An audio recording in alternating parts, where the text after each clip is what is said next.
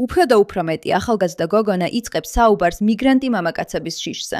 ცნობილი ტიკტოკერი გოგონა, რომელიც ძლივს 17 ჩანს, 15 წლის ჩანს. ხალხი იწყებს საუბარს, რადგან აცნობიერებენ, რომ შიში ცხოვრება ნორმალური არ არის. უბრალოდ მინდა ვცხოვრობდე ისეთ ადგილას, სადაც უცხოელებით არ ვარ გარშემორტყმული, სადაც არ ვარ გარშემორტყმული ადამიანებით, რომლებსაც ეს ქვეყანა სძულთ და საერთოდ არ აქვთ საღი აზრი. არ ვიცი ჯანდაბა, რა გავაკეთო? სად წავიდეთ? ვეთანხმები ამ ქალს. მეც არ მინდა უცხოელების გვერდით ცხოვრება, მაგრამ საუბარი მხოლოდ იმაზე არ არის, რომ ისინი უცხოელები არიან. არიან ადამიანები, რომლებსაც ასიმილაცია არ აინტერესებთ, მათ ინტეგრაციაც არ აინტერესებთ. ისინი რეალურად ახალგაზრდა ქალებს ზიანს აყენებენ და რამდენადაც მედია ცდილობს დაგაჯეროთ, რომ არა, თქვენ უნდა გიყვარდეთ ეს. ადამიანები, რომლებიც უბრალოდ გარეთ გადიან და დადიან და იმის გავლენის ქვეშ ექცევიან, რაც ეხლა სრულიად ნორმალურ მოვლენად ითვლება, ხვდებიან, რომ ეს შესაძლოა უბრალოდ ტყუილია. უბრალოდ უყურეთ ამ ცნობილ ტიკტოკერს, რომელიც არასდროს ლაპარაკობს პოლიტიკაზე, საერთოდ არასდროს. ის ტიკტოქზე მხოლოდ მზადების ვიდეოებს იღებს, მაგრამ მიხვდა, რომ უნდა შეწყვიტოს ღიად ლაპარაკი. ალბათ ეს იქნება ერთ-ერთი ყველაზე საკამათო ვიდეო, რაც კი ოდესმე გამიკეთებია ან გამომიქვეყნებია. ეს ჩემი ჩვეულებრივი კონტენტი არ არის, მაგრამ ეს თემა ძალიან მაწუხებს და იმის გაცნობიერება, რამდენი ჩემი ასაკის ადამიანი საერთოდ არ იცის, რა ხდება ჩვენს ქვეყანაში ახლა, ნამდვილ სპოტვას მგრის. ასე რომ ამ ყველაფერში ჩაზირვა იმით დაიწყო, რომ Instagram-ზე ვსკროლოვდი და ნიუ-იორკში გადაღებული ვიდეო ვნახე, სადაც კაცი თავის ძაღლს ასეირნებდა. და ხედავ, რომ ეს მუსლიმი კაცია. ძაღლმა მისი ყურადღება მიიპყრო და მათ ძაღლები არ უყვართ. მგონია, რომ ეს რაღაცას უკავშირდება მათ რელიგიაში. ისინი ძაღლებს ბინძურად ან რაღაცა მსგავსად აღიქვამენ. და ეს კაცი ნიუ-იორკის შტატში, ამერიკაში, უბრალოდ გაცეცხლდა. დაიწყო ყვირილი. ის ამ კაცს რაღაცებს ესვრის. მისი ცოლი, მუსლიმი კაცის ცოლი, ცდილობს რომ გააშველოს და დაწაიყვანოს. და ის მისდევს ამ კაცს თავისი ძაღლით, რომელიც არაფერს აკეთებდა, უბრალოდ ძაღლი პარკიდან გამოხვალდა. და სწორედ ამან დამაფიქრა, რატომ ხდება ასე? რატო არის ეს ჩემს ფიჩი? იმიტომ რომ თუ ეს ერთჯერადი შემთხვევა იქნებოდა, ხო იცით მაგალითად, რატომ ჩნდება ეს ჩემს სოციალურ ქსელში? იმ ვიდეოს შემდეგ ჩემს ფიჩში კიდევ რამდენიმე ვიდეო გამოჩნდა ისლამური დაპყრობის შესახებ ამერიკის შეერთებულ შტატებში. ეს ვიდეო არ არის მიმართული ვინმე სიზურილისკენ, არამედ ეს ვიდეო გამოხატავს ჩემს ნამდვილ შეშფოთებას და წუხილს ჩემი ქვეყნისთვის. განსაკუთრებით ნამდვილი შეშფოთება ჩემი ქვეყნის ქალებისთვის. ლარენ ეს რელიგია არ არის მშვიდობის რელიგია, ეს არ არის ფემინისტური რელიგია, ეს არის რელიგია, რომელიც მათ საკუთარ ქვეყანაში, ავღანეთში ქალებს არ შეუძლიათ საჯაროდ საუბარი. იცით რა, ეს უბრალოდ კიდევ ერთხელ ძალიან ტკივნეულია. ის არის ტიკტოკერი, რომელიც თავის ტიკტოკებს აკეთებს, თავის აზრებსა და შეხედულებებს უზიარებს სხვებს, მაგრამ აქ ძალიან ფრთხილად უნდა იყოს. ცდილობს არავინ გაანაწყენოს ბლა-ბლა, რადგან იცის, რომ რასაც იტყვის, შეიძლება მთელი ცხოვრება დაუნგრიოს. და მაინც ყოფნის გამბედაობა ამაზე ისაუბროს, რადგან ხვდება, რომ რაღაც ნამდვილად არ არის რიგზე. მათ შეიძლება სიკვდილით დასაჯონ, სცემონ ან ქვებით ჩაქოლონ, იმის გამო რომ საჯაროდ საუბრობენ. ასევე მაშინ, როცა მათ მთელი სხეული დაფარული უნდა კონდეთ. უკვე ვხედავთ ამ მისოგინიური რელიგიის შედეგებს დიდ ბრიტანეთში. მე არაერთ ვიდეოს გადავაცდი, რომელიც შეშინებულმა ქალებმა გადაიღეს საჯარო ადგილებში, მაგალითად პარკებში, მაღაზიებში, უბრალოდ ქუჩაში, სადაც ეს მამაკაცები ამბობენ, რომ მათ აქვთ უფლება ქალების სხეულებზე მხოლოდ იმიტომ, რომ ისინი მამაკაცები არიან. ეს არის მათი რწმენა, ეს არის მასობრივი მიგრაცია ადამიანების. ეს არის მათი დამოკიდებულება ქალების მიმართ. ეს არის მათი რწმენა. ვისაც ეს ჯერ კიდევ არ ესმის, ნამდვილად უნდა მიხვდეს რა ხდება. ვგულისხმობ, ეს ვიდეო ძალიან ვირუსულად გავრცელდა.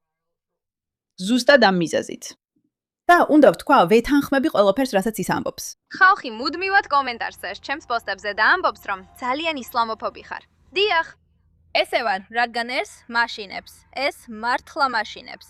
ეს იყო ირანი 1970-იან წლებში, სანამ ისლამი აიღებდა ძალაუფლებას. ეს არის ირანი ეხლა. კიდევ ერთი მაგალითი. ეს იყო ავღანეთი, სანამ ისლამი აიღებდა ძალაუფლებას.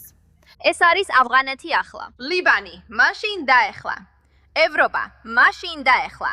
მიჩიგანი, მაშინ დაეხლა. დიახ. ეს ნამდვილად მაშინებს. და თუ ეს არ გაშინებს და გინდა რომ ასე შემსკვლარებელი იყო, ეს დღესაც თავს ამოყოფ ჰიჯაბში, თავიდან ფეხებამდე დაფარული, იმიტომ რომ უბრალოდ უნდა ყოფილიყავი ტოლერანტული. უნდა ყოფილიყავი მიმღები. ბოდიში, მაგრამ მე კატეგორიულად უარს ვამბობ ამის მიღებაზე. ყველა თქვენგანისთვის, ვინც ამტკიცებთ, რომ ასე გიყვართ ქალთა უფლებები და ფემინიზმი, როგორ შეიძლება ეს იყოს ფემინისტური? როგორ შეიძლება ეს იყოს კარგი ქალებისთვის? ეს სუფთა ბოროტება. რატომ არიან პატარა ბავშვები, რომლებიც ბურკაში არიან გახვეულები? რატომ? იმიტომ რომ ასე სწორად მიაჩნიათ, რომ კაცებს არ გაუჩნდეთ ცდუნება. პედოფილები, გარყვნილები, აი ესენი არიან ეს კაცები. თუ ისინი ბავშვებით ცდუნდებიან და შენ იცი, რომ ისინი პედოფილები და გარყვნილები არიან, რადგან მათ რელიგიაში ხნება დართულია ცოლად მოიყვანონ გოგონები, რომლებიც შეიძლება სულ 9 წლისაც იყვნენ. ასე რომ ხო, დამიძახეთ ისლამოფობი. ვარ კიდეც, ეს მაშინებს. არ ვიცი უკეთესად თუ შეუძლებდი ამის თქმას. მართლა არ ვიცი უკეთესად თუ შეუძლებდი ამის თქმას. ყველა იმ ფემინისტისთვის, ვინც ამას საჯაროდ არ გმობს.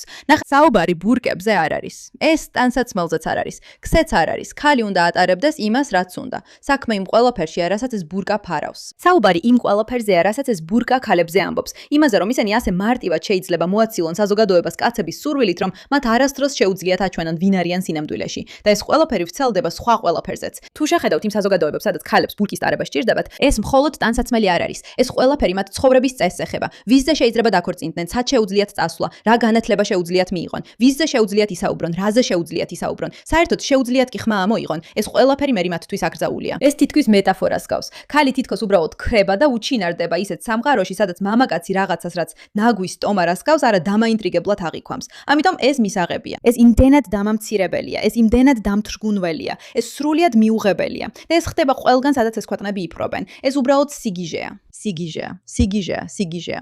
და ეს ქალები მართალნი არიან. შეგახსენებთ იმ TikTokers, ის ახალგაზრდა, ის პატარა ბავშვია და ის რაღაცას აცნობიერებს. რაღაც ნამდვილად არ არის სწორად ამ ყველაფერში. ნერვიულობ ჩემი ქვეყნის გამო.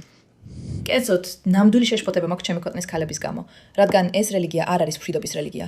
ეს არ არის ფემინისტური რელიგია. ეს არის რელიგია, რომელიც მათ სამშობლოში, ავღანეთში ქალებს საჯაროდ საუბარი არ შეუძლიათ. მათ შეიძლება სიკვდილით დასაჯონ, ცემით ან ქვებით ჩაქოლვით. იმის გამო, რომ საჯაროდ საუბრობენ, ასევე მაშინ, როცა მათ მთელი სხეული დაფარული უნდა ქონდეთ. უკვე ვხედავთ ამ ქალთმოძულე რელიგიის შედეგებს დიდ ბრიტანეთში. მე არაერთ ვიდეოს გადავაწყვდი, რომელიც შეშინებულმა ქალებმა გადაიღეს საჯარო ადგილებში, მაგალითად პარკებში, მაღაზიებში, უბრალოდ ქუჩაში, სადაც ეს მამაკაცები ამბობენ, რომ მათ აქვთ უფლება ქალების სხეულებს მხოლოდ იმიტომ, რომ ისინი მამაკაცები არიან. ეს არის მათი რწმენა. ეს არის მასობრივი მიგრაცია ამ ადამიანების. ეს არის მათი დამოკიდებულება ქალების მიმართ.